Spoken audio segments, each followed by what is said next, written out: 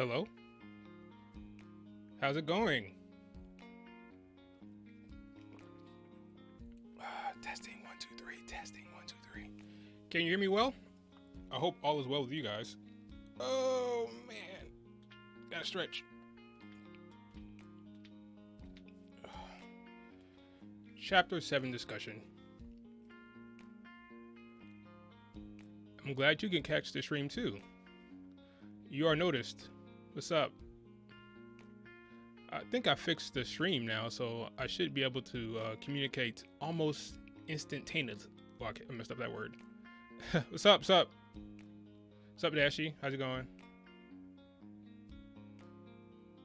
Thanks for the support, Marcus Henry. Awesome. Thank you for letting me know the audio is good. It's always good to have good audio during streams. So that's good to see and read. Oh man. I had this whole entire week off from work, and now I have to go back to work on Monday. Not looking forward to next week because I've enjoyed my time off from work, but the fun is over. Time to go back. But I will enjoy this weekend. Today and tomorrow, I'll savor this time. And then starting Monday, I'll go back to freaking work. But all is well. I'm doing good. I'm glad to see you guys seem to be enjoying your time. Enjoying your winter break. So that's great. Pietro is Penny, so we have to call her Penny? Penny now? No, I don't want to call her that. Jesus Christ. Why not Pietro? I don't know what I'm gonna call Penny. I don't like Penny in this volume at all, so you don't want to ask me because I would end up pissing people off because my name for Penny wouldn't be too nice. Yep, back to the old grind starting Monday. I have mixed feelings about this chapter. The first time I watched chapter 7, I thought it was pretty solid. I thought it was pretty good. Then I watched it again and again and again, and things started to bug me. And that's the problem with the RWBY. You watch it once through, maybe don't catch some certain things. But once you watch it again and again, then you start to get annoyed and a little bothered. What's up, Michael Smith? I always see you in the stream. I appreciate your support, Michael. You're always here. I notice you. What else? Yeah, chapter 7 is one of those chapters where when the more you watch it, it's just kind of like meh. But we'll see. We'll see after we go through this discussion. We'll see if my opinion changes at all on it. But what are your thoughts on chapter 7? Was it good? Was it bad? Was it just meh? Was it okay? Was it the best of the series? Was it the worst of the series? Please let me know.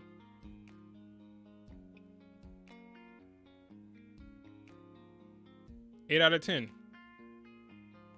Pretty good score, actually, Michael. I'm glad you enjoyed it.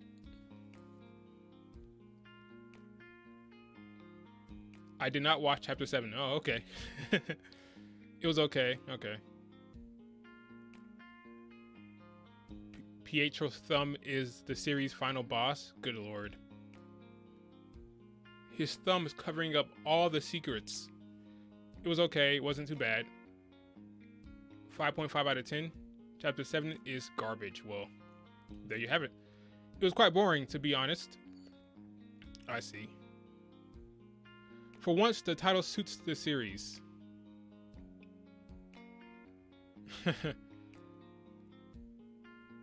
Which title? Talking about the title of this video? RWBY needs flashbacks. Which flashback do you want to see? Flashbacks of what? Chapter 7 was boring and predictable to me. Hello there.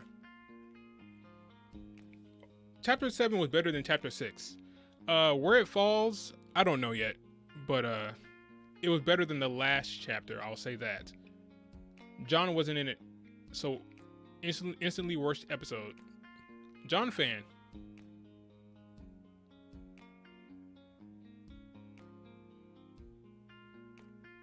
Does chapter 7 at least have some good fights? You'll see. We'll see. We'll get there. Don't you worry.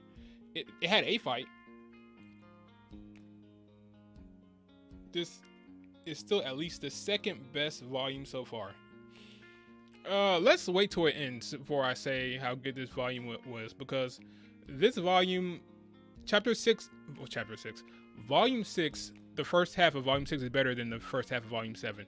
So, but there's still time for volume 7 to become really good. But last volume has been better than this so far. But we will see. Pietro is Penny. Well, they share the same aura, which means they share the same soul, right? Is that canon? I know they retcon aura every other day, so who knows? All right, let's look to see how long the streams are running. All right, I think we've been going for a good 6 minutes already. Damn, time flies. All right, let's go ahead and get into the discussion before I run my mouth too much without talking about anything. Alrighty, let's just maneuver over to Streamlabs and get started.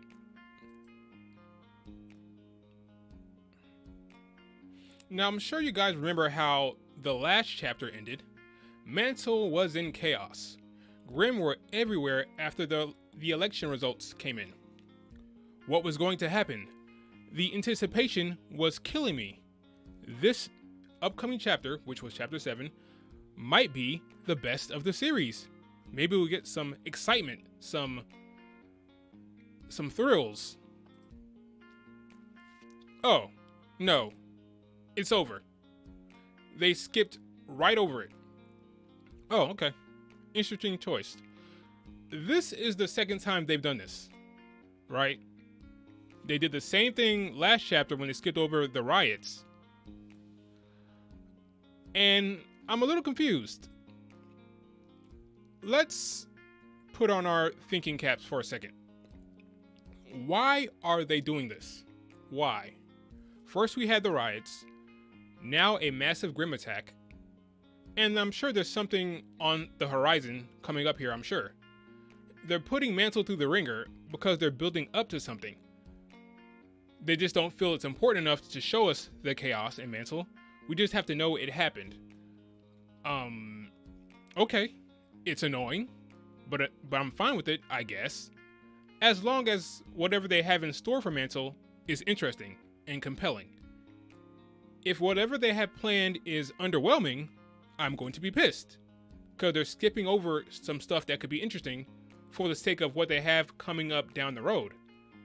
So for their sake, I hope whatever they have coming up is worth all the skipping.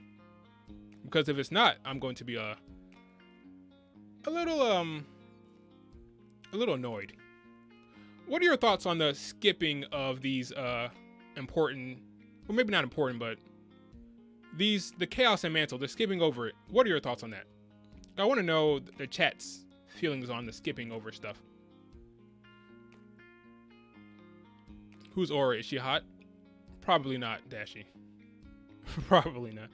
Hey, what's up, Toby? Chapter 8 is already out. Well, it's out on Rooster Teeth's site already. Stupid, cheap, whack. Well, it just started, so you haven't missed much. It just started. They're just being lazy. Well, we don't know until we see. We don't know how lazy they're being until we see what happens. If nothing happens later on, then yeah, they're just cutting corners. But if there's something awesome down the road, then it will make sense why they're skipping over this stuff. But if it turns out there's nothing of any worth later on in this volume, then yeah, I'm going to be more annoyed. Hey, what's up? Telling, not showing. Yeah, they're not showing it. They just want us to know it happened. they want us to know that Mantle is going through a lot of pain and suffering, but they're not showing the suffering. Why? I don't know. Hopefully it's worth it, because if it's not, then it's not. And it's going to be a bad review for Volume 7 for me, if that's the case. We could have seen civilians get killed by Grimm for the first time. Would it have been the first time?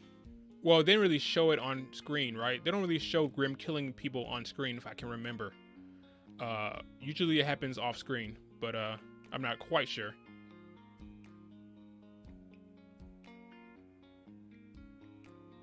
I heard they cut Gang's PTSD arc short because it was boring. I haven't heard that. I hope that's not the case.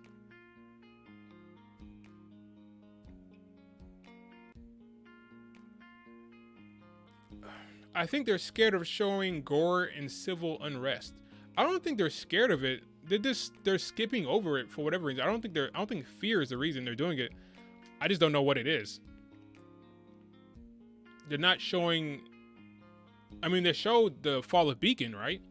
If they can show the fall of Beacon, that took what, like, a good, I don't know, 4 or 5 chapters in Volume 3. I thought when Chapter 6 ended, I was sure it was going to be like the Long Nights, or like I was sure that the next, maybe Chapter 7, 8, 9, 10, maybe would be all about the attack, the Grimm attack, and everything that happens within the volume was going to take place during this night, this long night. Because even Mero said it's going to be a long night after Penny flies off to go take on some of the Grimm. So I thought, oh, we're really getting into it now. This is where the volume really kicks off. But then Chapter 7 starts and the Grimm attack has been dealt with. So I'm confused as to the storytelling here. What's the point of doing this unless they just want us to feel like, okay, guys, Mantle is going through a lot of trauma. They're going through a lot of stress. The people are really hurting. And all of that will be paid off later when this happens later on. So as long as the later on happens and it's interesting, then fine. Then I'm good with it. But I guess we'll see. But yeah, I was kind of disappointed when they skipped over this Grimm attack, because I thought we're really going to kick off the volume here, and we'd have like a long section of chapters dedicated to this Grimm attack. But apparently not.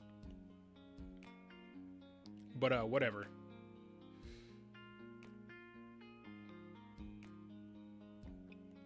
They're scared of showing the unrest.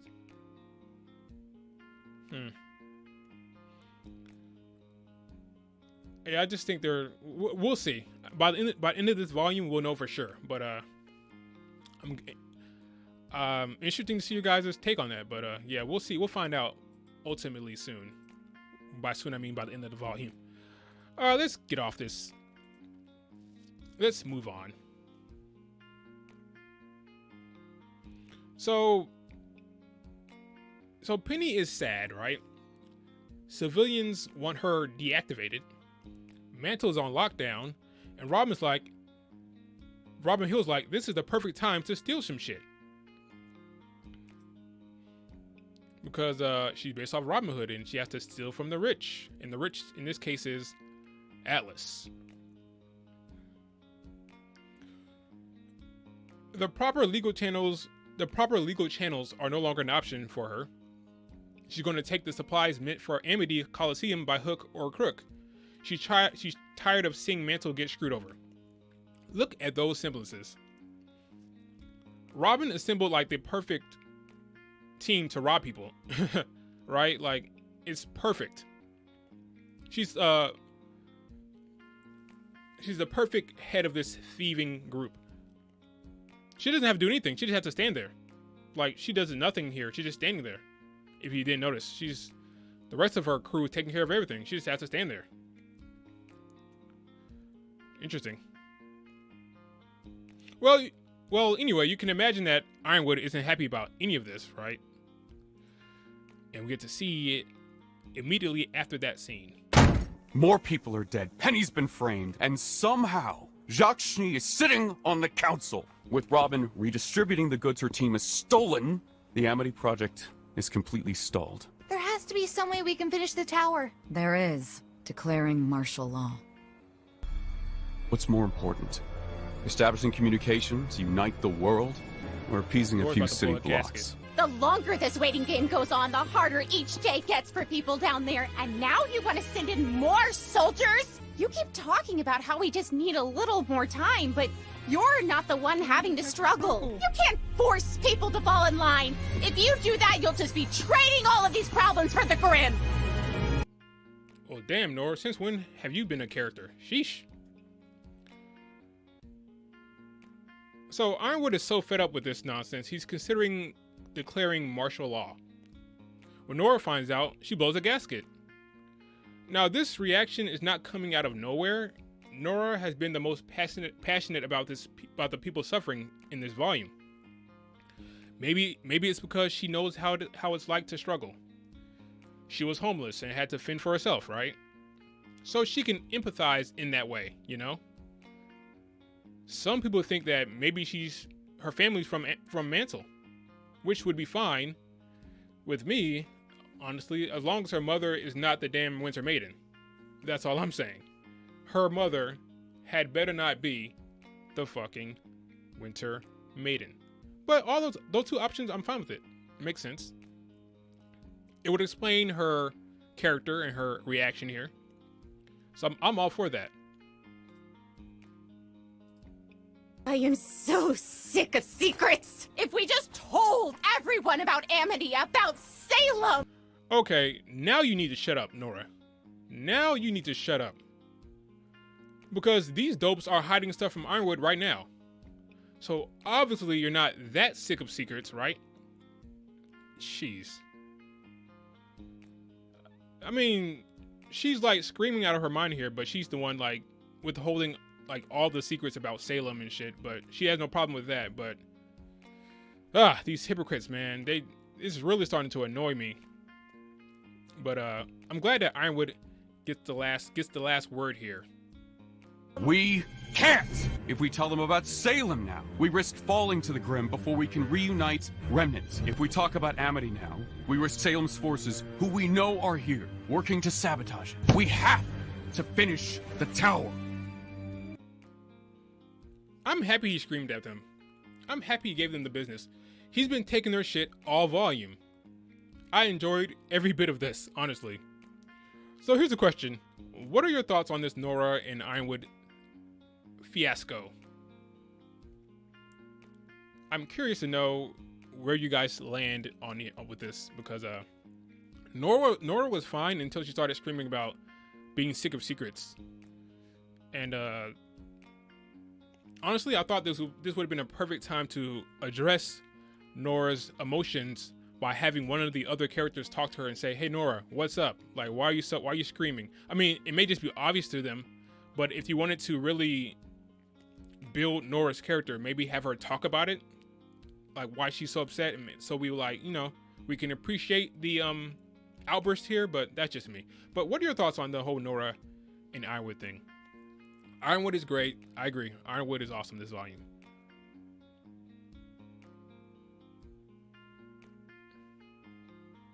Nora is an armchair general talking to one who's actually on the field.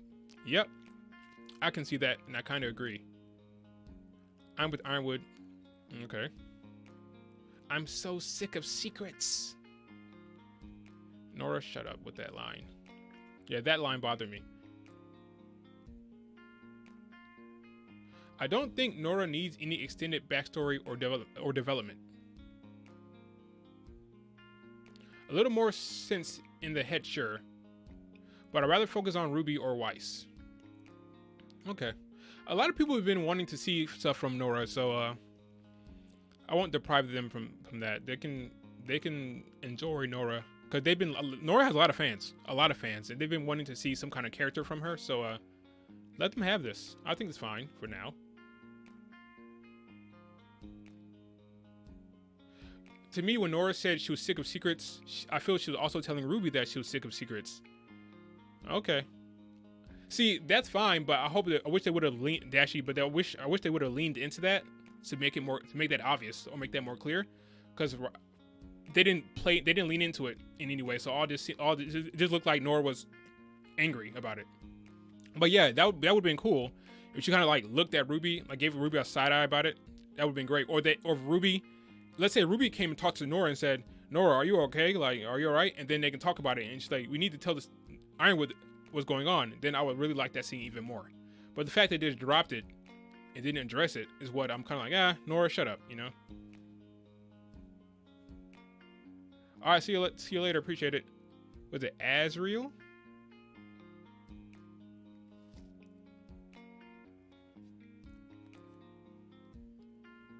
Glad you guys could make it.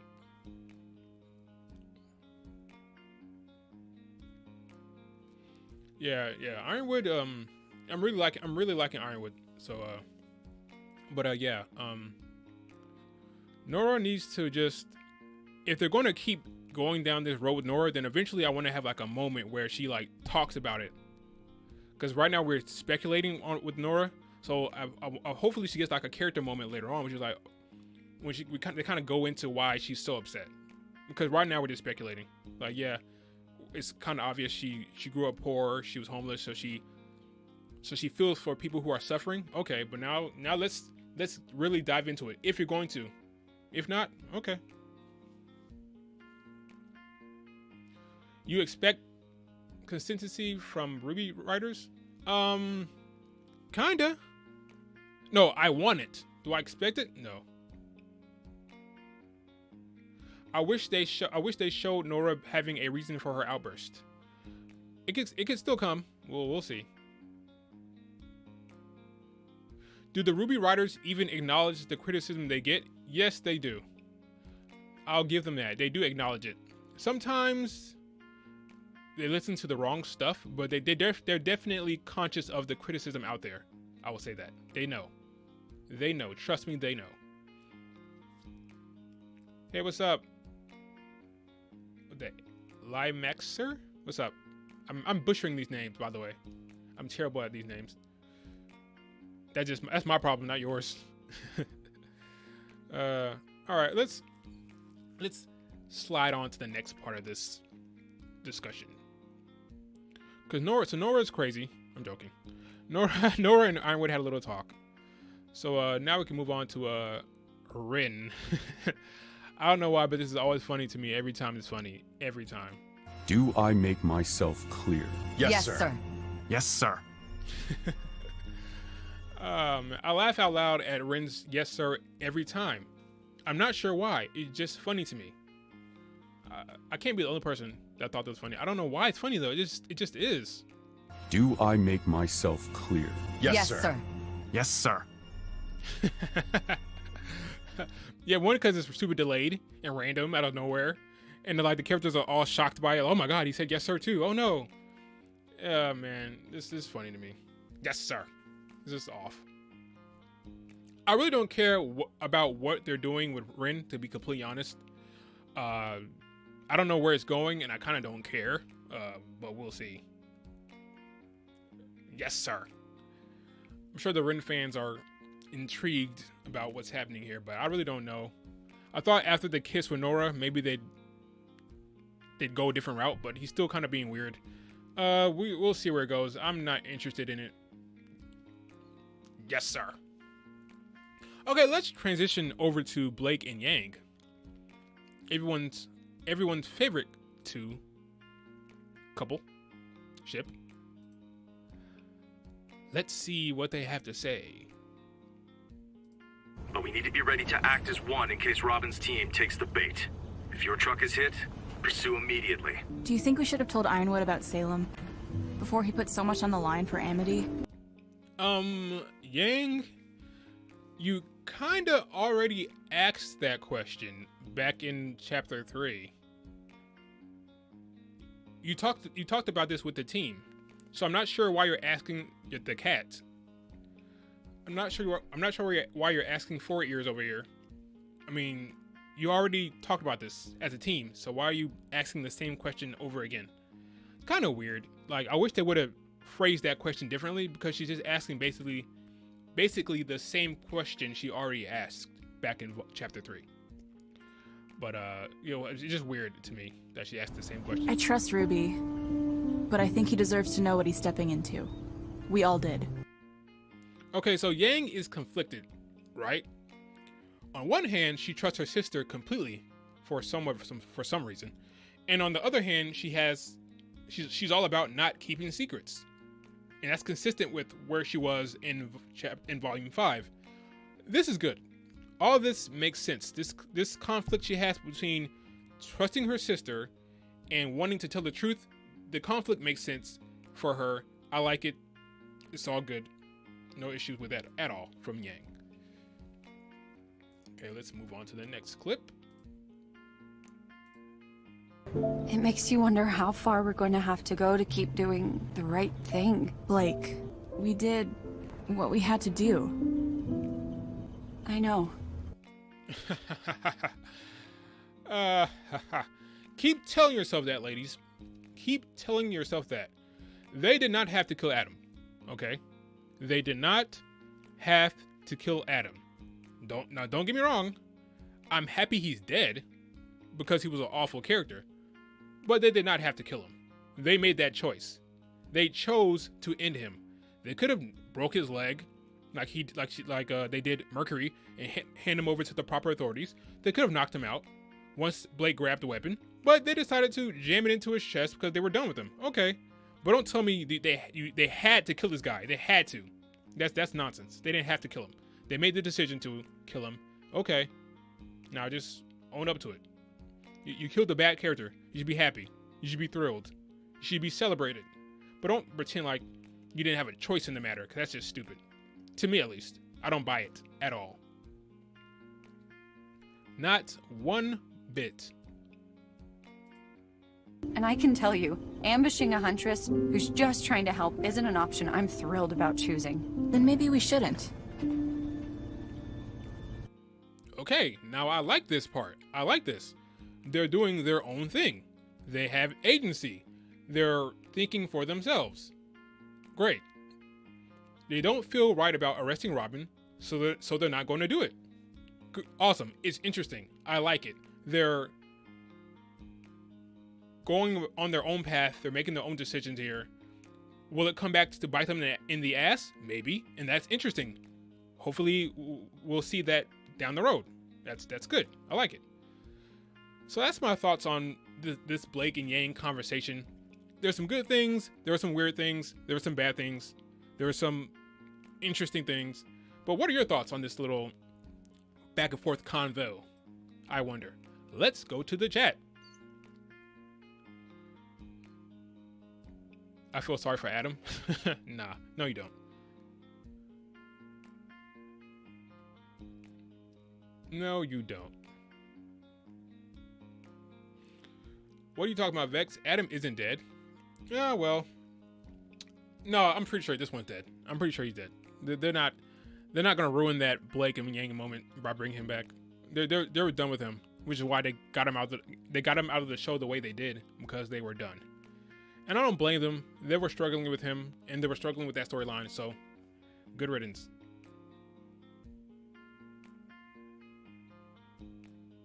I'm pretty sure Volume 7 could have been prevented if they turn Adam over to the military. He must have known something about Salem's plans. Yeah, they should have turned him over. I don't know how much Adam knew, but yeah, they should have just found a way to turn him over to the proper authorities. But they had to kill him apparently. They had to give him the double penetration, according to these two. I'm pissed that Cinder outlasted Adam. Yeah, I agree. After Volume 3, I agree. Adam was rivaling. He was actually competing with Cinder as the worst character in the show after a while. Like after Volume 5, him and Cinder were neck and neck as the worst the show had to offer in terms of character. So yeah, they were right on the same par. They're on the same level in terms of bad. So I don't care about who dies first. Adam was bad. Honestly, this scene was probably one of the better Yang and Blake scenes. I may agree with you. Yeah, there were problems, but there were good things. So it's not the worst scene they've been a part of. That is for sure. I feel like Adam in Volume 3 was the best that he could have been. He could have been better. They just ruined him, but he definitely could have been better. I thought Adam was on the same threat level, if not higher than Salem's Circle. I agree. I thought he was on the same level as Cinder. And yeah, definitely. I agree with you about that. Adam was worse than Blake. Did you remember Adam? Adam went from being oh my gosh. They turned him into the stalker ex-boyfriend. He was a freaking terrorist, or he led a terrorist organization. He had ideals, he had beliefs, and they turned him into a freaking stalker ex-boyfriend. I mean, was he worse than Blake? Maybe. I have to think about it, but yeah, maybe. I mean, I don't hate Blake anymore. I did after Volume 5, but yeah, Adam was bad. Adam was bad. Just trust me, he's bad. They turned him into a biatch. I mean, they had Blake deliver the double axe handle punch. I mean, that was the worst I've ever seen. Sheesh. The double axe handle punch will never be forgotten.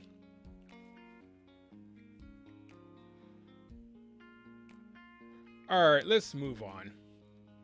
I see some of you guys like the Yang Blake scene. I've noticed one thing about RWBY community. One thing I've noticed, if you mention Adam at all, the conversation shifts to Adam completely. There's no like, everyone has an opinion on Adam, and it doesn't really. It kind of like gets the conversation going. That like whenever you mention him, he takes up the entire conversation completely. There's no like mentioning his name and not having a long discussion about him, is what I've noticed. So I need to be careful about that because yeah, Adam discussions can keep going and people are really opinionated about his death and how they treated him. So I'll try to avoid mentioning Adam going forward, but we'll see. We will see.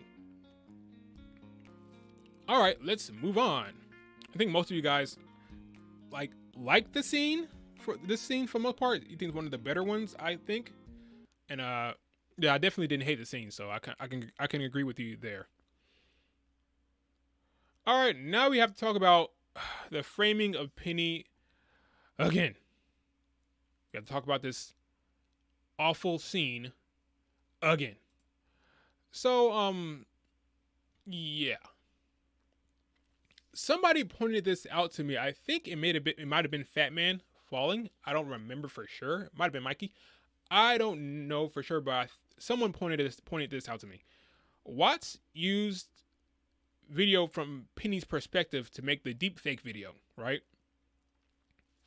It's clearly from Penny's perspective. You look at the camera angle, which means he hacked into Penny. You would think, right? That's what this kind of alludes to. The problem is, I don't believe Watts hacked Penny in the show's canon. But this video makes it look like he did. It looks like he did, right? I think they're just reusing the animation from Tyrion's killing scene.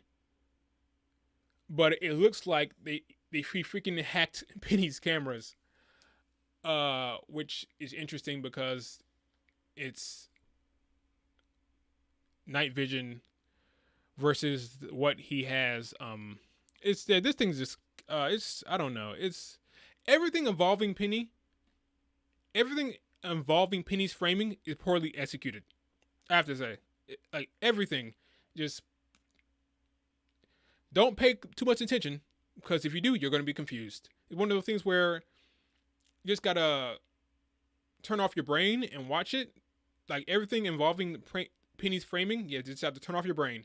Because the second you think about anything, the second you analyze anything, the second you actually take a magnifying glass to this crap, things just don't make sense.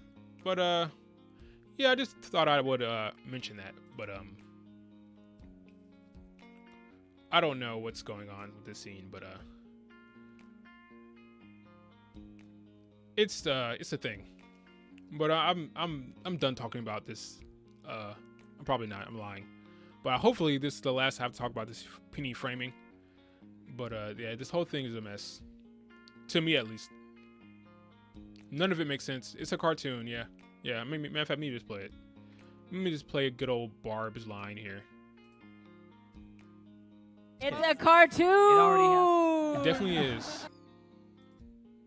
It definitely is. It's a cartoon! It already Just a cartoon. Alright, let's move on. Enough of this. Enough of this scene. Let's move on.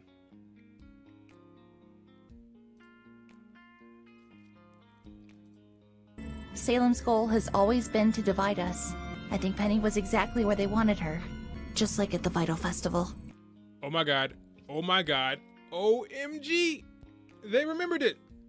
The Vital Festival tournament. They remember it actually happened. I can't believe it. Oh my god, I can't believe it. This little bit alone makes this the best chapter in the entire series. I mean, they finally acknowledged it. They remembered. This is like on par with Volume 3, Chapter 11 now. This is on par with Volume 6, Chapter 6. This is one of the best chapters of the entire series now.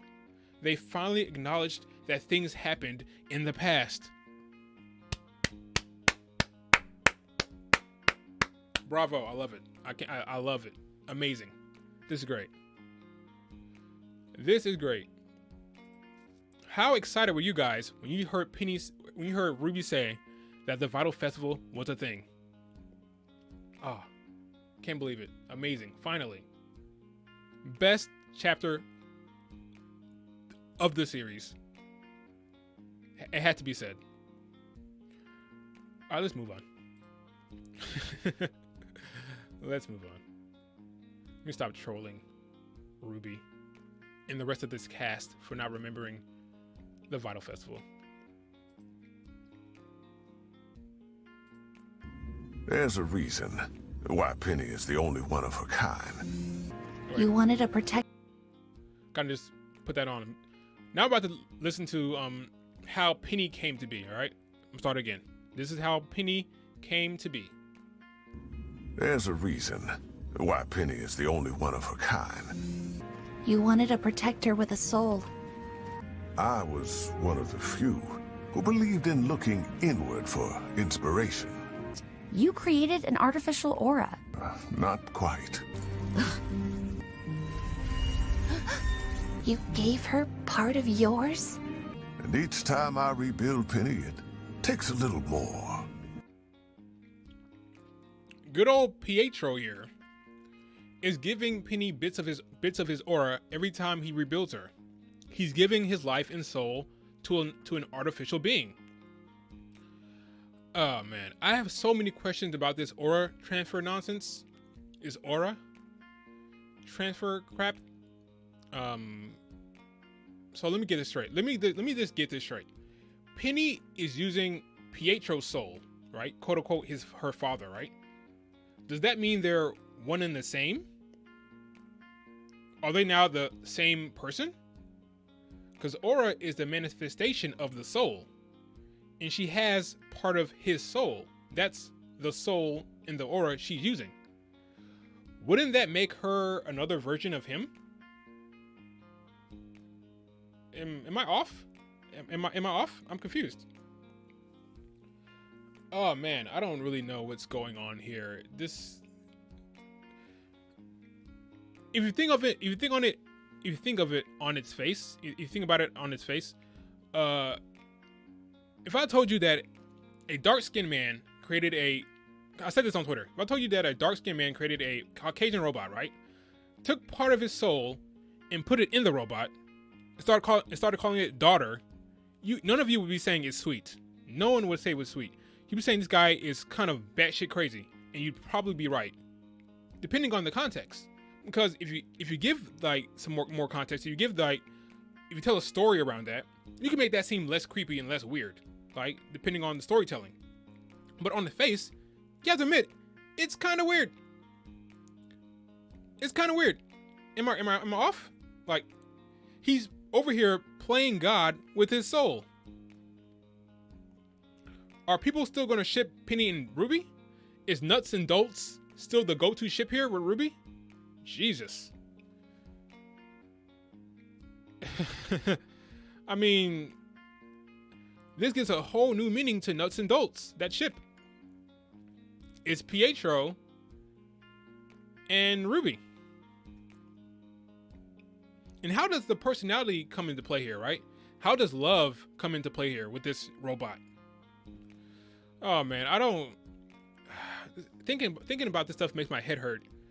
I don't want to think about it anymore. They'll probably retcon Aura again later anyway. What are your thoughts on this thing they're doing with Pietro and Penny? How Pietro is taking nuts and don'ts. That's funny. That's funny. Ha, nuts and don'ts. Yeah, that's hilarious. Nuts and don'ts. Yeah, that should be the next damn ship name here. They retcon Aura too much. Aura was more... I could understand Aura more when it was one... Oh, what's up, Floof? I see you in the stream. Happy you could join. Aura was less confusing when it was one unit. Now that you can break it up and like split your aura and give part of it away while you're still alive, it's kind of confusing because I think of the soul as one thing, one unit of energy. You can't really split a person in half. You can't split a soul in half and have like two functioning souls in a way. Like, that's the thing about Aura. Aura is confusing. One, they keep retconning it. Two, they keep retconning it. And three, they keep retconning it. So you don't really know what's going on with the whole Aura thing. So it's hard to grasp what Pietro is really doing here. He's giving away bits of his aura every time he has to rebuild her. But okay, here's a question. Did he have to give part of his aura to rebuild her this time after the fall of Beacon? Because her core was intact, right? He said her core was intact. So was the soul in the core? Do you have to add the soul to the core to make the penny? It's confusing. Like, I don't understand what's happening here. Like, how does her brain and her personality, where'd that come from? Did that come from Pietro? Did that come from his soul? Do they have the same personality? It's confusing. It's weird. We're not supposed to think about this stuff, right? We're supposed to just gloss over it and just take it for what it's worth. Oh, he's giving parts of his aura to Penny. Okay. Just roll with it. Don't think about it. Yikes. I don't know. Aura is the writer's plot device. It does whatever the writers need it to do for a given situation. Correct. It does. Wife's about to die. John can amplify her aura to heal her. Yep. It's confusing. I don't know what to say. Aura is whatever the hell you want it to be. In this show, apparently it is. It's just a cartoon. I gotcha. Yeah, so you guys are just as confused as I am.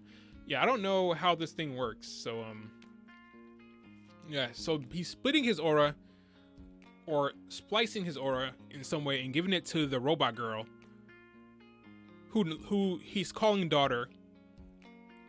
It's confusing. Yeah. Don't wait till. Yeah, I don't know what to say about it. It's a little confusing. Yeah, I don't know. But as long as I'm not the only one confused, if everyone else is confused, then I'm good. But yeah. Pietro is one giant death flag of a character. Yep. Super death flaggy. I don't care. Matter of fact, let me get to that brings me to my next point. I'm glad you mentioned that because I want to talk about this.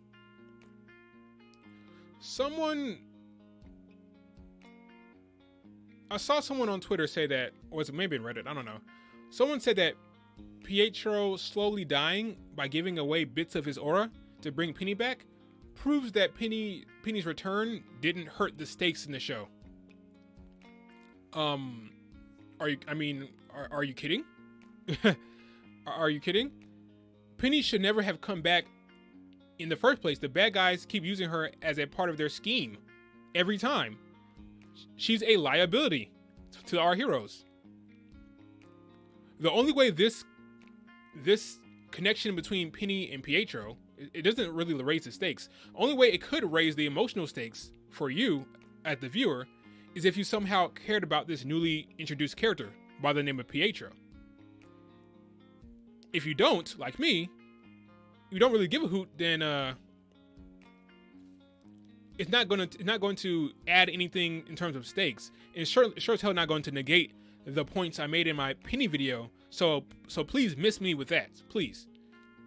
This new development between Pietro and Penny does not negate or take away the problems of bringing Penny back that were linked to the Volume 3 finale and the Fall of Beacon and Ruby's character development and all that fun jazz, okay? It doesn't negate that. You can say that if you care about Pietro, you can say, wow, I'm really invested in Pietro right now. So knowing this really increases the emotional stakes now. So I really feel something here. Fine. I can't take that away from you. I can't take it away. If you really care about this new character, this new introduced character, then great.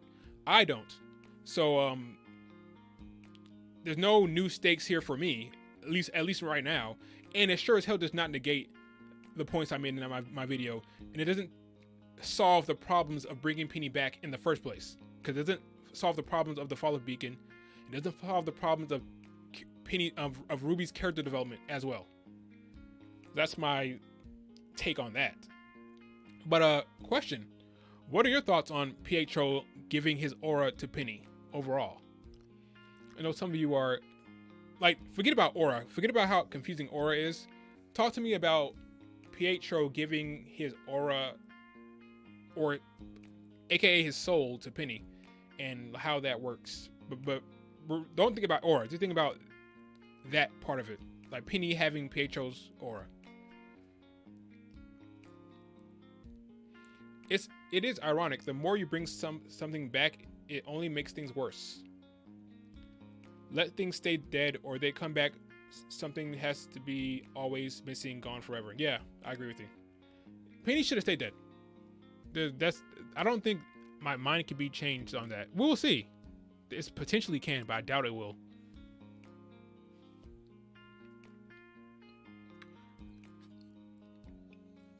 It feels like they added Penny as an excuse to show off her new outfit. God, I hope not.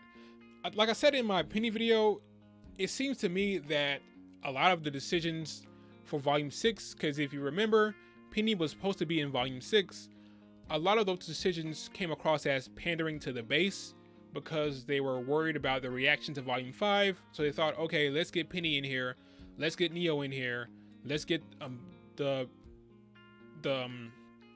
exposition for the Silver Eyes in here, let's get Salem backstory in here, let's get Osmond's backstory in here. It just kind of felt like let's put Sienna Khan in the Volume 6 character short, right? This felt like let's get people happy. Let's bring back what people love. Like what do people always ask about in the panels? Neo and Penny. Let's bring them back. That's how it felt to me. But we'll see what they do with Penny. But yeah, this whole Pietro thing is I don't know. I don't know how I feel about it, honestly.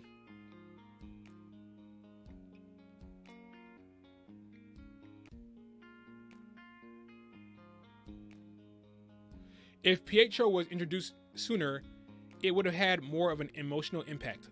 Probably. Daniel River. That could have helped. Right now he's a new character, but if had he been introduced earlier, maybe. Yeah. But I hold the opinion that Penny should have stayed dead. But that's just me. Watch as they make Penny die a second time. Jesus, floof. Would I be shocked? If she dies, it won't be this volume. That would be really stupid to bring her back this volume and then kill her off this volume. If she dies, it'll be volume 8. But yeah, I'm not enjoying it, but we'll see. I thought that the Penny Project would have been an attempt to resurrect someone close to Pietro. I was disappointed. Yeah, I thought they would have just went with the whole daughter thing. That was right there for them. Most people speculated that it was a daughter or a relative. They should have just went with that. Again, you'd have to ask the question, why the hell is his daughter a Caucasian redhead? But maybe Black Twitter wouldn't ask Miles to carry that question. So maybe they would have been fine to do that. But yeah, just don't let Black Twitter find out. Black Twitter will have a lot of questions about that decision. Let's see. I wish that they just put Penny back in the grave. It was a mistake to bring her back in the first place. It took all the impact of Volume 3. I agree. White Mother. Yeah. What happened to it? Yeah, but then you would have to make, like, what? Kill off Pietro's mom? No, Pietro's mom. Good lord. Penny's mom? Or the girl that the aura came from would had to have, obviously you need two people to make a child, right? So you have to explain what happened to Pietro's wife, and then yeah, it's a whole thing. It's a whole thing. Yes, sir. Maybe an adopted daughter. Yeah, that'll explain it. Boom. There you go. Boom. Adopted daughter. You got it. Boom. Now you're thinking. Now you are thinking. That solves the problem right there. Black Twitter. Google Black Twitter. Asexual reproduction. Good lord. Don't give them any ideas. I love how RWBY nor Pietro never mentioned a certain redhead who died thinking she killed Penny. Yeah. That is something I mentioned in my Penny video. No one is talking about the fact that Piera thought she killed Penny and she died thinking she killed someone. Will the writers address that? Probably not. And it's kind of annoying. Anyway. If Pietro died, couldn't somebody else just give Penny their aura? Probably, maybe. I don't know how it works. That's the thing. Yeah, why not just use someone else's freaking aura? Oh, or would that be a different Penny? Is that the problem? He wants that Penny in particular, and once you enter a different aura into play, or once you bring another aura, someone else's aura into the picture, then the personality changes? That's the thing. I don't know how it works. Is Penny's personality tied to Pietro's aura? And if it is, Pietro got to get over it.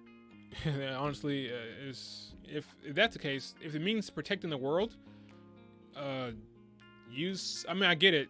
I'm just not invested. The problem is I'm not invested in Pietro, or Pietro, however you want to say his name. I'm not invested in the character, so I don't really care how sad he is, right? Maybe someone else who likes that character or loves that character or is invested in the character would care. But you're talking to someone that doesn't care. Like, I don't care. So in my mind, I'm like, whatever, Pietro. Like, who cares, right? But if I was invested in the character, then it'd be a different story. But yeah, it's interesting. All right, let's move on. I don't want to drag on this topic for too long, because I got to talk about this next one. Even if the worst does happen, you can always reactivate her again. So maybe try not to worry so much. I can't be the only person that has noticed that RWBY doesn't really care about Penny now that she knows she can be rebuilt. Now that she knows that Penny is just she always knew she was a robot, but now that she knows that she can be rebuilt, it's just like this girl was crying when Penny died. Now she's like, oh yeah, you just rebuild her, no problem, right? They completely botched their relationship. This whole Penny Ruby relationship has been botched for me. It was supposed to be, aren't they supposed to be best friends almost? Like maybe besides Weiss, maybe. But shouldn't Ruby's best friend be Penny? Am I wrong? That's how the storytellers set it up. Like Ruby and Penny were best friends, and now that she knows she can be rebuilt, she's like, she just rebuild her, no problem. It's an interesting thing they're doing here, and again, Ruby's character development was attached, or her supposed character development, her character progression was attached to Penny's death, and now that Penny just back, Ruby doesn't seem to.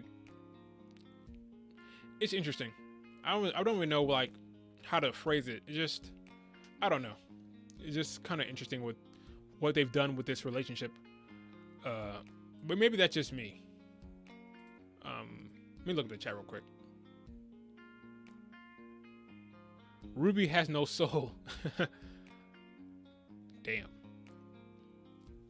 Ruby's the new Ice Queen. The robot has more feelings than her. Kinda. Or than you. He said than you. Yeah, it's interesting. I don't know. They're supposed to be best friends. But maybe now that she knows that that's before. This was before Pietro told her about the truth about her aura. But yeah, there doesn't seem to be any connection between the two anymore. Ruby is a redhead. Of course she has no soul. Burn. Burn. Floof taking no prisoners.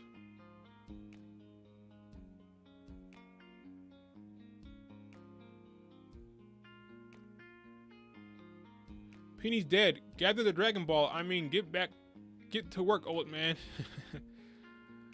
Oh man, yeah, I don't know. There's nothing they're doing with Penny that I like. Nothing, really. So it's kind of depressing to talk about Penny's scenes because I don't enjoy anything they're doing. So wait. So theoretically, you could build more Pennies. You would think. I'm confused by what he means by one of. Is he? Wait. So what's Pietro's semblance? Is he the only one who can give? Maybe he's the only one who can split his aura. That would explain a lot and take care of a lot of problems. If his semblance was, I can give my aura away to someone else, then that would explain why they can't make a bunch of Pennies, because he's the only one with that damn aura. Boom, I solved the problem. There you go. Who knows if that's the case, but yeah, if that was his semblance, if the only way you can make a Penny in that way is because you can split your aura, then it would make sense. But you could also use the aura of dying patients, right? And then it's kind of dark, but if someone's about to die, you could use their aura and transfer it to the robot, maybe. Or you could take the freaking the Winter Maiden, and transfer her aura to Penny. I'm getting confused. Let's just stop talking about aura. Let's move on.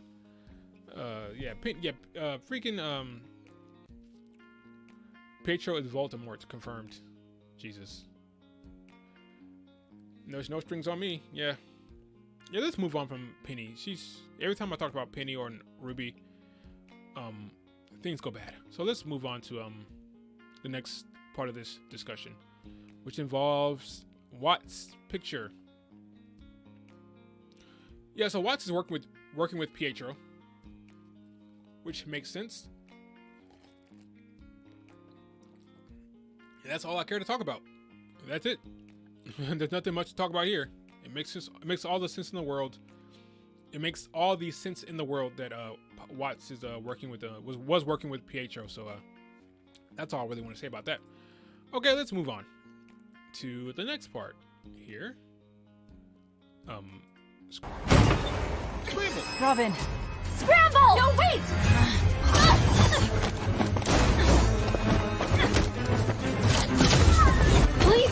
We just want to...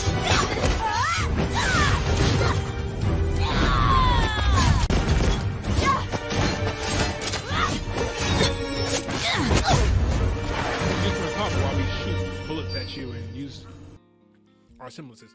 All right, so oh wait, they didn't use their semblance. Never mind. All right, so they've decided to talk to Robyn, right? They decided to have a little chat and have a discussion with Robyn, and we get this short action sequence. Let me go to another. I think I have another GIF of this.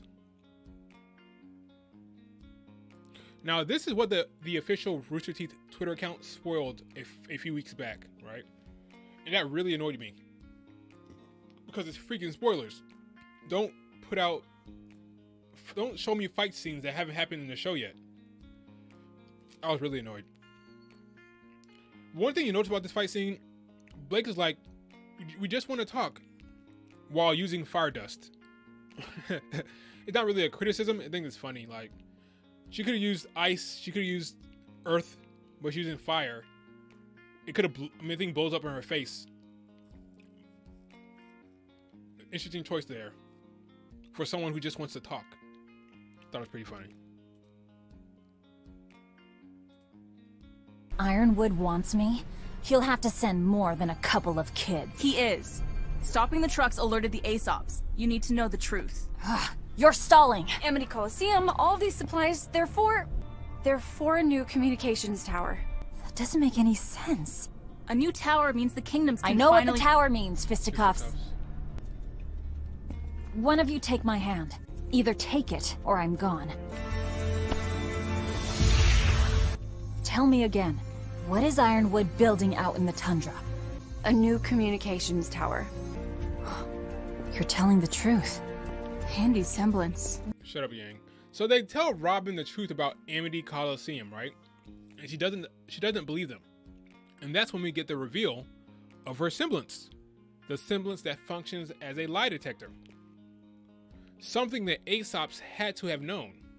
Clover's like, if your truck is hit, pursue Robyn.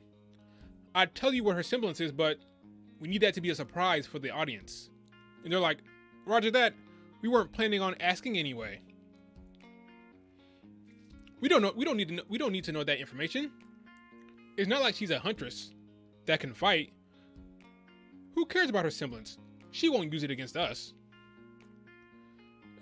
Whatever. That's one of those things where the writers don't want you to think about it. But the Aesops absolutely know her semblance. And there's no way in hell anyone with a brain would ambush someone without knowing their semblance when the information is there for you. They absolutely should have asked the Aesops or the military, or Ironwood, whatever. Because remember, Robyn Hill is a Atlas grad, and Clover in chapter 5 obviously knew what her semblance was. So I'm confused as to why they wouldn't tell Yang and Blake what the semblance of the person they were chasing after is, when a fight could easily have happened. What if she had a speed semblance? What if she had a semblance that could really fuck them up, right? It's interesting that they I get why they did that, because they wanted it to be a surprise for the audience. They wanted this scene. They decided to forsake common sense and said, I want this scene to be a surprise where Yang and Blake corner her and she reaches out and she uses her semblance. So in order to have this scene, they had to make the Aesops and the militaries really dumb, because there's no way in hell they did not know her semblance. In my opinion, at least. So how do you guys feel about Robyn's semblance? Are you happy with it? Are you cool with it? Is it awesome? Is it boring? Is it lame? You tell me.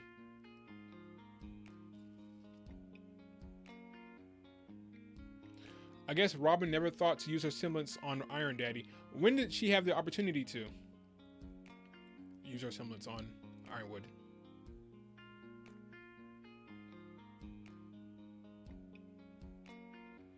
Yeah. Oh god, you gotta talk about boobs. Her semblance sucks. Her semblance is lame, boring, bad, meh. It's underwhelming. Did Blake's boobs grow? I don't know. Probably. It's a treason. AKA plot hole semblance. Handy semblance. Goddamn it, Barb. Yep. They love those puns.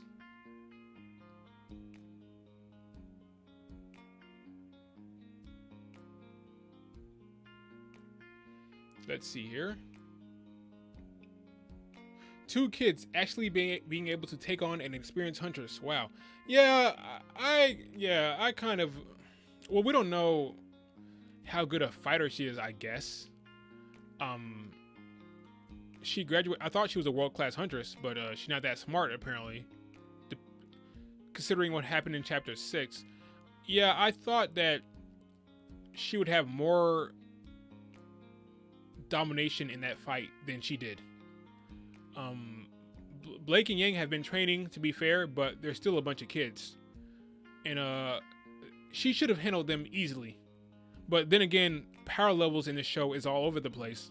So we don't really know how strong any of these characters are. They're as strong as they need to be for the scene. And they're efficient enough based off what the writers need them to be. So it's all based on the current volume you're in. It's not really any like constant power level growth in the show. They're training now, thankfully, but we don't really know how strong any of these characters are. It's kind of random. So Yang, for example, Yang versus Adam, last volume. Adam didn't land a single punch. Yang two-pieced him. She was whipping his ass, right? They nerfed Adam based on my understanding of his power level. They nerfed him, right? And Robyn is kind of just, I don't know how strong she is. I don't know. Can Blake and Yang take on a Crow or a Tyrion? You would think no, but who knows? Based off how random these fights go, you never know. But yeah. Robyn equal Adam confirmed. Okay. All right. Remember earlier about how you talked about stakes, Vexed? There aren't any stakes when you have no idea how strong the characters are. Yeah. I agree because any character can beat any character depending on the scene, depending on depending on what the writer wants to do. Any character can beat anyone at any time in any place. So Blake and Yang are currently 20 years old. Are they 20 years old? No way. There is no way. I know there's no official dates in this show, but there's no way there's no way it's been 3 years. Am I off? Hasn't it been like a year and a half, maybe? I don't even think it's been 2 years since. Well, it's probably been 2 years. I want to say. Maybe they're 19? Someone who's smarter than me, who knows RWBY more than me, tell me. How old is Blake and Yang? They were 17 when it started. They had a semester of school. Then they had 6 to 8 months at first, but then they changed it to being random. They don't know how long it's been since from in between volume 3 to volume 4. We don't know how long it's been. They say 6 to 8 months, but that's not official, right? And then what? Everything else happened within a couple months after that. I want to say it's been like less than 2 years since the volume 1. Old enough to go clubbing. Well, Yang got into the club in the freaking character trailer before volume 1, so that doesn't say anything. Both 19. Yeah, I agree. I think so. 18, 19. Yeah. They're not 20. That sounds about right. 18 to 19. Maybe 18 and a half. But I don't know. There's no official dates according to Miles and Carrie. There's no official dates, so who cares, right? 3 months. Yeah. About 2 years, maybe. All right. They're probably like 19. Fine. That sounds about right. Yeah, 20 sounded like a little much, but who knows with this show? You never know. About 19? Okay. I see you. I got you guys. 18, 19, probably 19. Okay. That sounds about right. I'll take your guys' word for it. So I see it looks like everyone kind of doesn't really care for Robyn's semblance too much. Some people think it's meh. Some people think it's a plot device, plot convenience. I hear you. Yeah, it's kind of just meh. It seemed like something it needed to be for this plot, right? The whole point of this volume, the whole theme of this volume is who can you trust, right? Who can you trust? So of course they're going to be someone with a lie detector semblance, because that makes all the sense in the world for this volume's arc. It's kind of convenient. Her semblance can solve a lot of problems. A lot of intrigue is kind of resolved based on her semblance. Just grab the wench's hand and say, "Hey, I'm telling the truth," you know. But we'll see how it plays out. All right, let's move on from these two whippersnappers, these two lovebirds. Let's move on to the next part of this thing. Atlas isn't out to get anybody. The people murdering civilians in Mantle are just trying to make it look that way. We are trusting you, so trust us when we say that Amity Tower needs to stay a secret until it's done. I won't stop until I know the whole truth. Whatever. So Robyn appears to trust them a bit here. She just wants the whole truth now. I'm fine with that. It's okay. But I just wanted to point out, it seems that she believes everything they said, even after Blake let go. Everything else that Blake said, she seems to believe now. So I doubt she exposed this information. I think she's gonna hold to not telling anyone else about the Amity, but we'll see. I think she trusts them in this sense, and she believes what came out of their mouths. So I think I doubt she'll like tell anyone else about what she heard today in the scene. I think they're good for now. I think they can trust her for now. She just wants to know the whole truth, but we'll see how that goes. All right, let's move on to the vault. The vault. All right. So in other news, Ironwood takes Oscar to the vault where the staff of creation is held. The end. I'm joking. Move on to the next clip here.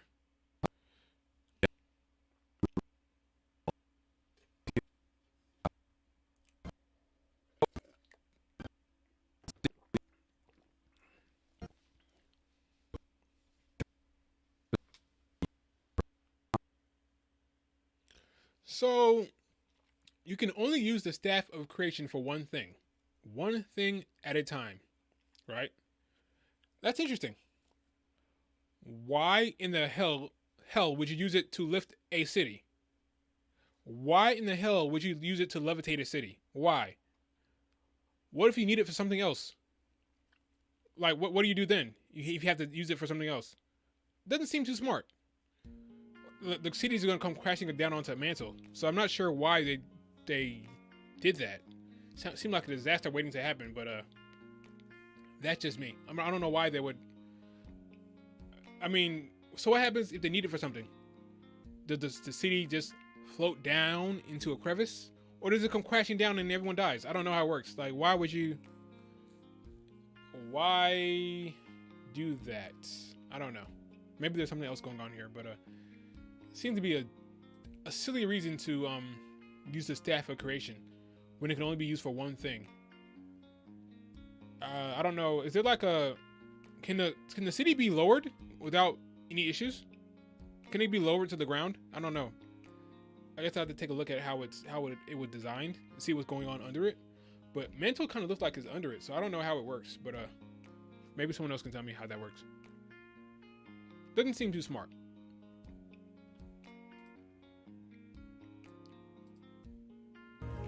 Well, I can tell you what I think. I don't care, Oscar. We don't care. The fandom doesn't care. The American people don't care what you have to say. We don't. Not one bit. Well, I can tell you what I think. We don't care. We do not care. Let's move on. All right. So the follow. Well, let me click on the next. Wait, before I keep going here, let me click on the next clip here.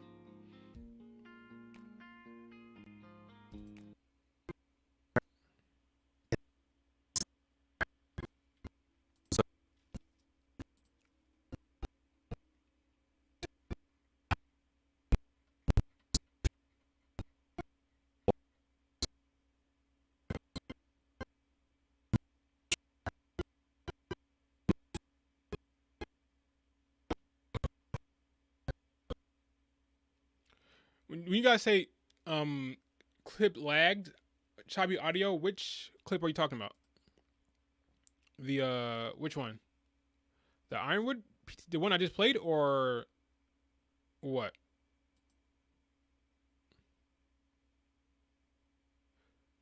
Which clip are you guys talking about? Super chat. I'm calling it people are gonna get crushed. And that would be great. That would be kind of dark. I don't know if they would even go that route. Like have like the city fall on Mantle and have it just crush. That'd be crazy. City coming down. Oh, thanks for the super chat, by the way. Another super chat here. City coming down with the Avengers. I mean, RWBY, stop it. I know, right? That was a very good. That was one of the better MCU movies. Was that? Oh wait, no, I'm thinking about Winter Soldier. No, that wasn't Winter Soldier. That was Ultron. Never mind. Never mind. But yeah, right out of the freaking the Age of Ultron. Avengers Age of Ultron, I think that's the movie was. Yeah. I caught that reference. Watts Hex Vexed. What are you guys talking about that? Both clips lagged? All Ironwood speaking clips lagged? Wait, let me see. Let me see. It shouldn't have lagged. Let me see. Let me play Ironwood talking again.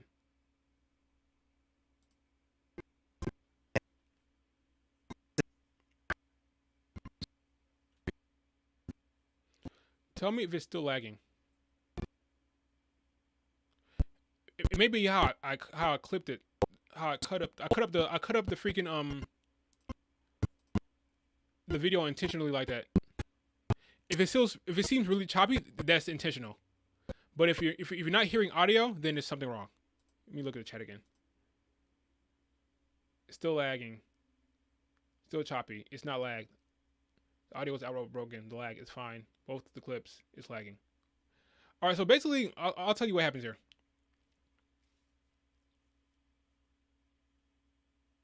Okay, let me tell you what. I'm just gonna tell you what he talked about here. So the fall of Beacon really fucked up Ironwood, right? He felt helpless, useless. There was nothing he could do. They hacked his system. They killed the fine men and women who worked under him. It was a complete disaster. The fall of Beacon was a complete disaster for Atlas because the Atlas were in charge of security. Now he's questioning whether humanity can even take down a monster like Salem. He's wondering if he has become a monster himself and abandoned his humanity to take down Salem, to defeat her. Little does he know, Salem is human, was in love with Osman, and has a hard time controlling her emotions. This is why they should fucking tell him the truth. If he knew freaking Salem wasn't this flawless supreme being, maybe he wouldn't be so stressed out. Maybe he wouldn't come across as so domineering if he knew the truth. If he knew Salem had flaws, if he knew that Salem was a human and had emotions and was reactionary and was impulsive, maybe he wouldn't be so damn stressed out. Maybe think, you know what?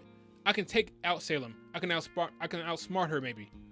Right now he thinks she's this evil deity that has that's flawless and the supreme being, and it's not the case. If they told him the truth, maybe he would have a little bit more confidence in terms of taking her down. Now the problem is, they think he can't be killed. They think she can't be killed, and they don't want to tell him that. They could withhold that information maybe, if they want to keep lying. But the other information about how she was a human and how she was in love with Osman, that's crap they can tell him without him giving his hopes up. I guess they're scared about the whole can't defeat Salem part, sure. But again, they could just ask a better question. They should tell him the truth. See, all this stress he's under is because they're not telling him the truth. All this PTSD he's suffering through may be resolved if they just told him that Salem is a human who's eternal now because she fell in the puddle of life, whatever the hell you want to call it. Right? If he knew that she was a freaking human, then he wouldn't be so damn depressed and so hopeless and so domineering, in my opinion. But They should just tell me the truth. I'm tired of this whole secrets thing. She's a freaking human. She's a human. She comes from humanity. Tell him the fucking truth. Yeah, they're definitely not telling him because they're building up to something. I mean, at this point, they should just tell him. I'm tired of this whole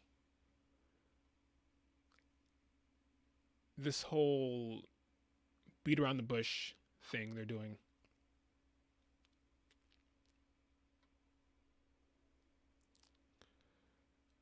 They just need to tell them the truth.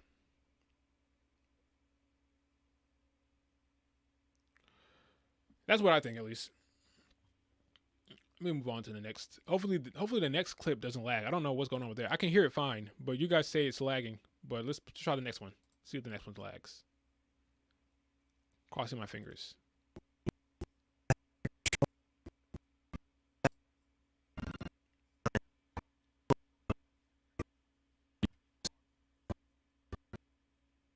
Did that one lag? Is it broken again? Okay, there's something wrong with freaking there's something wrong with Streamlabs, but I don't know what to do to not mess up the stream. But yeah, there's something wrong with Streamlabs then, if it's doing that again. It's being weird. Okay. Well, basically, Oscar laid down some words of wisdom. He told him some nonsense about you need to sit down with the people you hate the most or people you disagree with the most, and then Iron was like, you are starting to sound like Ospen. Maybe Ospen and Oscar's minds are starting to merge. I don't know. I kind of don't care. This is a problem with Oscar. I don't really care what they're doing with him because I'm not invested in Oscar at all. So if the minds are merging, great, awesome. I don't really care. I'm kind of ready for Ospen to come back. Honestly, I'm done with Oscar. Let Ospen come back. Let the minds merge, so we can skip over this whole character development thing they're doing with Oscar because again, the biggest problem with Oscar is that they did not show us the call to action. They didn't show us why he took the hero's journey back in Volume 4. So, at this point, they can do whatever they want. Let the minds merge. Get it over with. So maybe he'll get more interesting because I really don't care about Oscar at all. But maybe that's just me. How do you guys feel about this whole scene in general? This whole in the vault discussion between Oscar and Ironwood?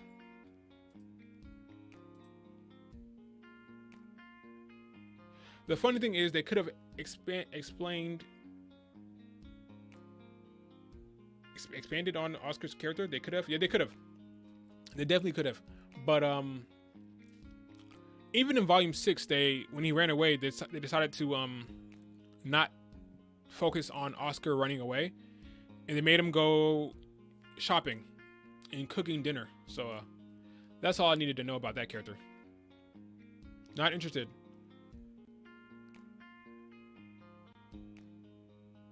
Yeah, it's pointless. It makes the Illuminati seem even more stupid. Okay. Scene was nice, mainly because of the staff information. Okay, I see what you're saying. Yeah.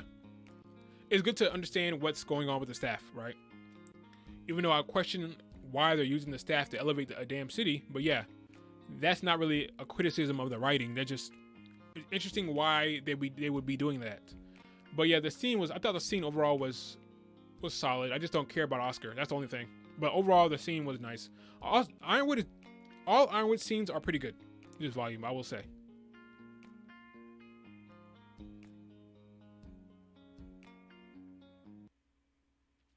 Can't wait for your take on keeping up with the Schnees. Yep, that's going to be next chapter discussion. I'm caught up. I'm caught up. The meat suit spoke. Yes, he did. The Ziploc bag, the meat suit. That's what Oscar is. Not interested. Yeah, it's pointless. Yeah. It's interesting. 9 out of 10 for this scene. Okay. Dragon's Rage, liked it. Awesome. I'm happy you liked it. Why can't we have an episode focusing on the villains to flesh them out? Cough, cough, Cinder needing a real motive. That's because the writers don't care to do that. It's volume 7. We still don't know what's going on with Cinder. So, that's a rough one because Cinder was that's just plain. I'm gonna say it. That's just plain stupid.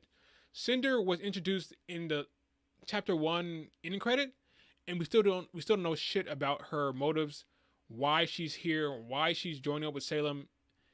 It's beyond stupid. We know more about Tyrion and Hazel, and even Watts than we know Cinder's motivation. And they better have something great planned with Cinder. Because right now, Cinder is a joke.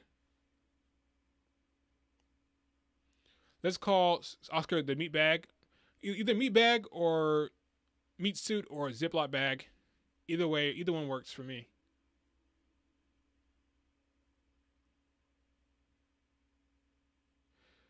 Yeah. That's because the villains are evil and thus not shipping material. Interesting theory you got there. I never thought about that. Yeah, no one really cares about Cinder. Well, actually, that's a lie. There are people who care. I don't know why, but they care. Yes, Hazel's development or his backstory was disappointing. I agree. Same here. Ironwood is the best written character in the show. Well, he's the best written in volume 7 for sure. I like what they're doing with him for the most part. I still think Weiss is the best character in the show.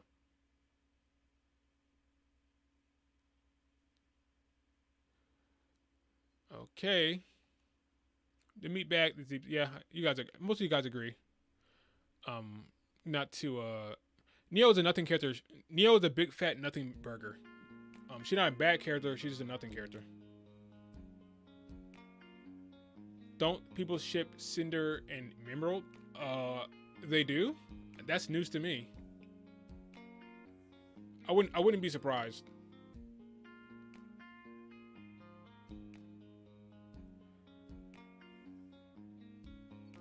We got Neo's backstory in her own song. Well, I don't listen to the soundtrack. Maybe that's the problem. But the soundtrack, the soundtrack, as far as I understand it, my understanding of the soundtrack is not necessarily canon, unless they say it is. But I've been told that the soundtrack isn't canon per se. It's not official RWBY canon. That's what I've been told, unless that's wrong.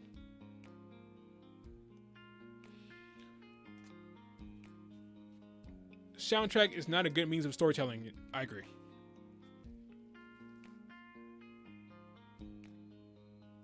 You shouldn't have to listen to the soundtrack to know the story of an antagonist. Correct. I would hope no sane person would disagree with you. Alright, let's move on to the final scene. And what I'm expecting to be a lagging some more, but let's go for it. Let's just see if it lags, because why not? Lagging in 3, 2, 1.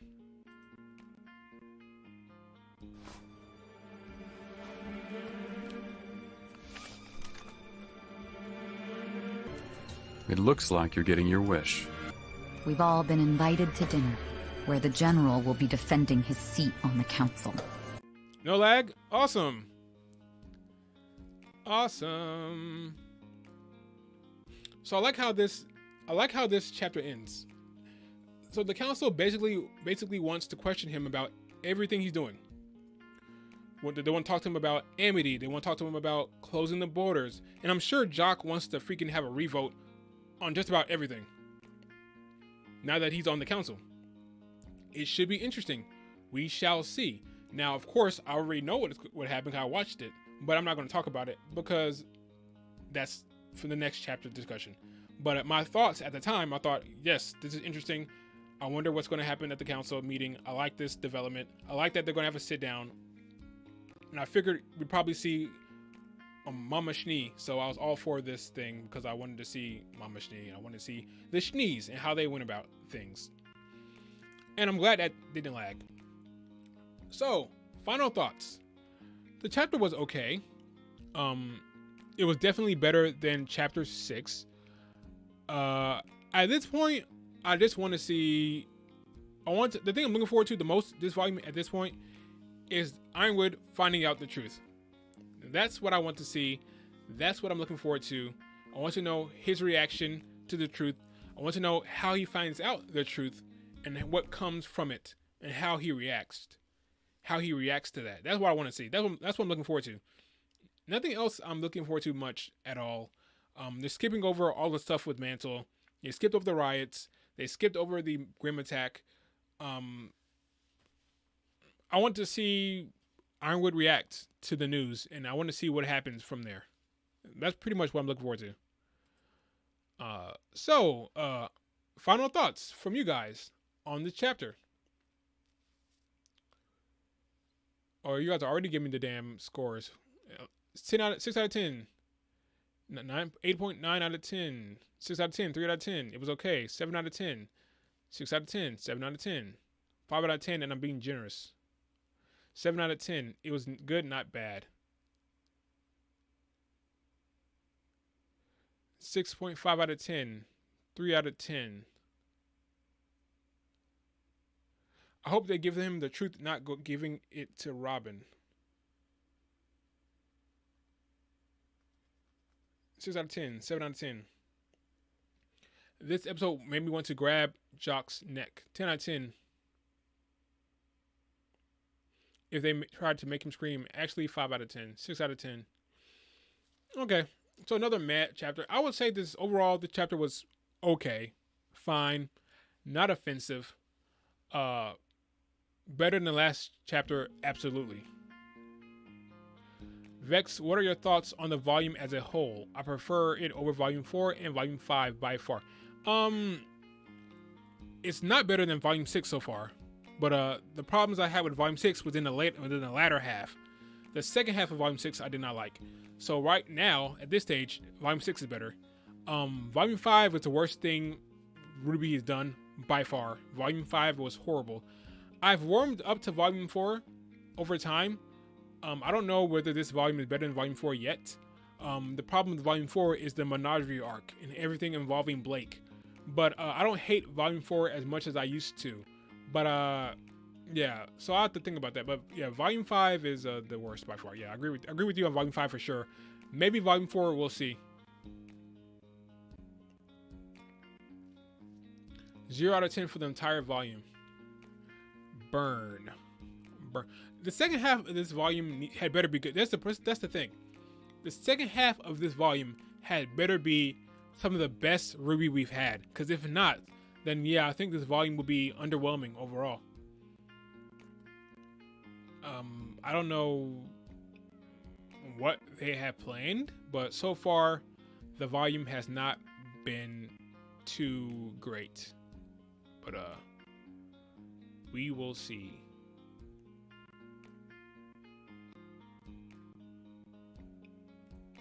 We would definitely see.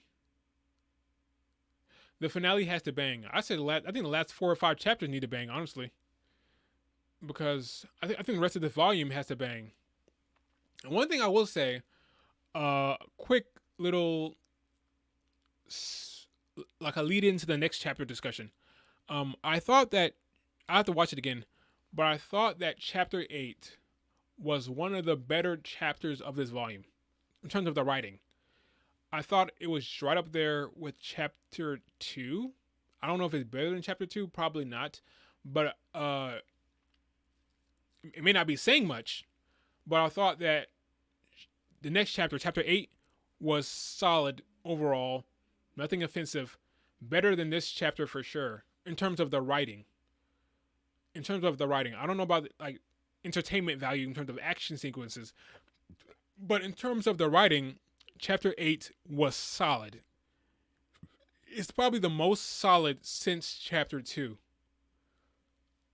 So we can look for. I don't think there won't be a lot of negativity coming from me in the next chapter, because I thought Miles Luna, who wrote Chapter 8, I thought he did a solid job. Everything made sense. Minor nitpicks for me. Chapter 8 was good. Chapter 8 is good. No, we're not talking about Chapter 8. We're talking about Chapter 8 next discussion. I'm just giving you guys a hint to my feelings on Chapter 8. I thought it was good. I thought it was good. At least Blake isn't pretending like she knows everything this volume. Did she do that last volume?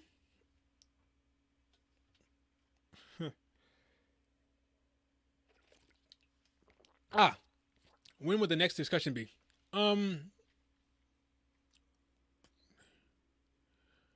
Here's a question. It'll either be Saturday morning before Chapter 9 drops. It's like 9:30 a.m. Saturday morning, or probably Thursday or Friday nights. Coming up, obviously. So right now I'm shooting for a Thursday night. It could be Friday night. I know Murder of Birds has his stream on Friday, so I may not run it during his, because that doesn't make much sense. Because I know a lot of people watch both of our streams, so probably Thursday night is probably your best bet. Either that or Friday morning before the stream, like kind of like this video, this stream, but not before the stream, but before Chapter 9 drops. Most likely Thursday night. Most likely Thursday night, 6 p.m., 7 p.m. Eastern time, around that time. Thursday night is when the Chapter 8 discussion will commence. Oh yeah, Toby, I know, it's just a cartoon. Just trust me, I'm well aware. Thursday night it is, I'm thinking. Yeah, that's my goal, shooting for Thursday night.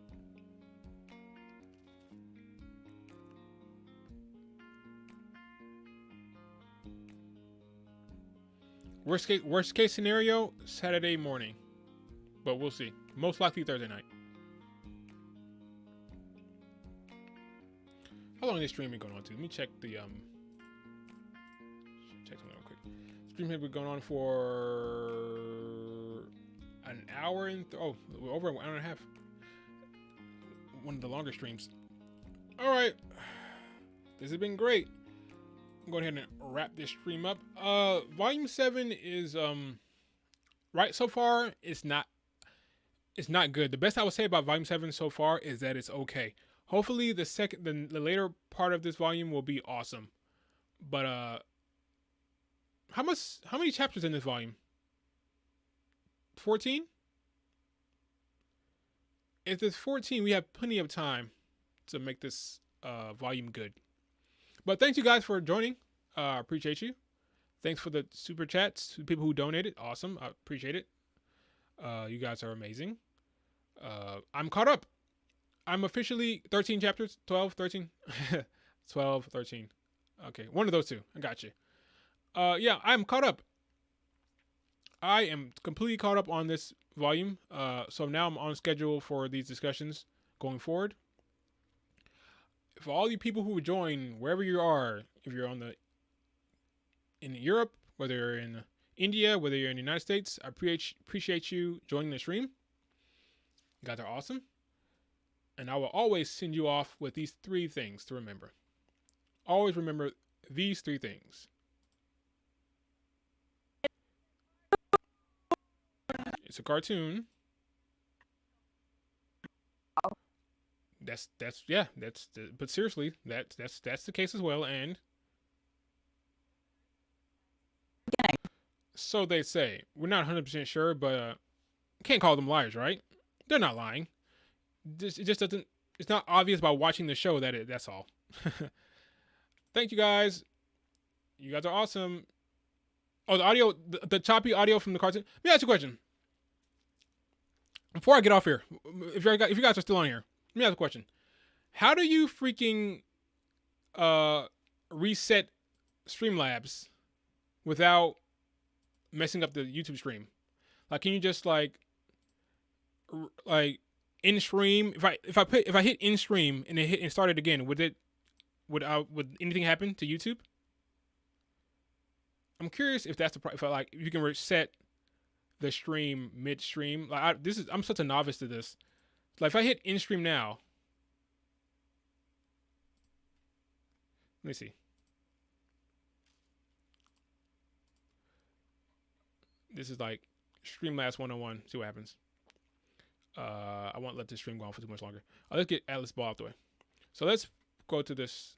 So let's say if I hit in stream right now on Streamlabs, what would happen?